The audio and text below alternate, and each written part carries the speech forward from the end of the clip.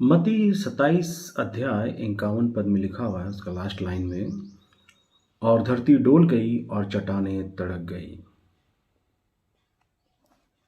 आप सबको इस सहाय गुड फ्राइडे के दिन बहुत सारे आश्चर्यजनक घटनाएं घटी, जिसमें से दूसरा घटना जो है वो यह है कि चट्टानें तड़क गई और धरती डोल गई, भूडोल हुआ उस दिन ना। तो धरती का डोलने पर डोला क्यों, उस पर हम लोग आज चर्चा करेंगे, जो गुड फ्राइडे के लिए बहुत ही महत्वपूर्ण चीज़ होता है। धरती का डोलना कोई बड़ी बात नहीं है, मामूली बात है जिसको हम लोग प्रायः कई बार अपने जीवन काल में महसूस किए होंगे। भूकंप के समय धरती का डोलना हम लोग सामान्य बात कह सकते हैं, लेकिन ये सामान्य बात नहीं है। भूकंप में जब धरती डोलता है तो बहुत सारी तबाही लाता है। कई सारे घर टूट जाते हैं, कई सारे घर ज़मीन के अंदर चले जाते हैं, बहुत जान माल की हानि होती है, कई सारे लोग मारे जाते हैं। कई एक भूकंप को तो हम लोग पिछले कई साल वर्षों में हम लोग बिहार में एक भूकंप आया था, उसके बारे में हम लोग जानते हैं ना। नेपाल में भूकंप आया था। तो भूकंप को हम लोग स्मरण रखते हैं कि उस समय जान माल की हानि होती है, वो बहुत ही त्रासदी वाला चीज़ होता है। भूकंप का होना कोई विचित्र घटना नहीं है। बाइबल में इसे हम विचित्र घटना कहते हैं, इस विचित्र घटना नहीं है, लेकिन कुछ बात तो होगी ज़रूर जिसको हम लोग बाइबल में इस घटना को पाते हैं। गुड फ्राइडे के इस विशेष दिन पर हम जिन विचित्र घटनाओं पर वर्णन कर रहे हैं वो अपने आप में वास्तव में विचित्र हैं। देखिए, भूकंप का आना या भूडोल होना ये सामान्य बात है, होता है दुनिया में। लेकिन सुसमाचार में इस बात को महत्व देना, लिखा जाना अपने आप में विचित्रता प्रकट करता है। कई सारे लोग क्रूस पर मारे गए, यीशु मसीह से पहले, यीशु मसीह के बाद ही मारे गए। लेकिन यीशु मसीह ने जब प्राण त्यागा उस समय भूडोल हुआ, जैसा प्राण त्यागा उसी समय भूडोल हुआ।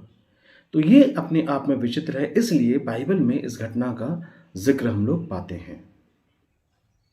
जगत के इतिहास में यह पहला घटना था कि जब किसी ने क्रूस पर अपना प्राण त्यागा और तब जो है भूडोल हुआ। क्योंकि प्राण त्यागने वाला कोई मामूली व्यक्ति नहीं था, वह हमारा प्रभु यीशु मसीह था। इसलिए हमारी दृष्टि में उसका क्रूस पर प्राण त्यागा जाना और धरती का डोलना दो ऐसी घटनाएं हैं जिनका आपस में गहरा संबंध है। इसलिए हमने कहा कि धरती का डोलना जो है अपने आप में विचित्र घटना है। धरती के डोलने में न केवल हम मृत्यु की तथा हानि की कल्पना कर सकते हैं या होता है, बल्कि हम कभी कभी परमेश्वर के न्याय को भी देखते हैं। जरूर परमेश्वर न्याय कर रहा है, या फिर पाप से जो है धरती भर गई, पाप के बोझ को धरती नहीं उठा पा रही है, ऐसा हम लोग सुनने में आता है। अंधकार जो है पाप का चिन्ह है। प्रभु यीशु जब पाप का भार उठाए हुए पिता परमेश्वर के आगे जा खड़ा हुआ कि उसके लिए प्रायश्चित करे, तो सूर्य ने अपना प्रकाश देना बंद कर दिया। इसी रीति से जब प्रभु यीशु मसीह ने अपना प्राण त्यागा तो पृथ्वी इस अन्याय तथा अधर्म का बोझ सहन करने की शक्ति को खो दी और कंपित हो गई। वास्तव में पाप डराने और कपाने हारा है। जब मनुष्य को पाप का ज्ञान हो जाता है या उसे एहसास होता है कि उसने कोई पाप कर दिया, तो मानो उसके पैरों के नीचे से जमीन खसक जाती है न्याय के डर से। तो जब प्रभु यीशु मसीह ने अपना प्राण क्रूस पर दिया तो हम लोग यही समझ सकते हैं कि इस अन्याय और अधर्म का काम जो यहाँ पर हुआ था, लोगों ने निर्दोष को जो क्रूस पर चढ़ा दिया था, पृथ्वी इस अधर्म को नहीं सह सकी और वो डोल गई। बाइबल कहती है पाप की मजदूरी तो मृत्यु है। प्रभु यीशु मसीह ने पाप को अपने ऊपर उठाया था और उसे मजदूरी के रूप में मृत्यु मिली। ना पाप होता ना मृत्यु अपना प्रभाव प्रकट करती। इस समय हमें ऐसा दिखाई पड़ रहा था कि मृत्यु की जीत हो रही थी।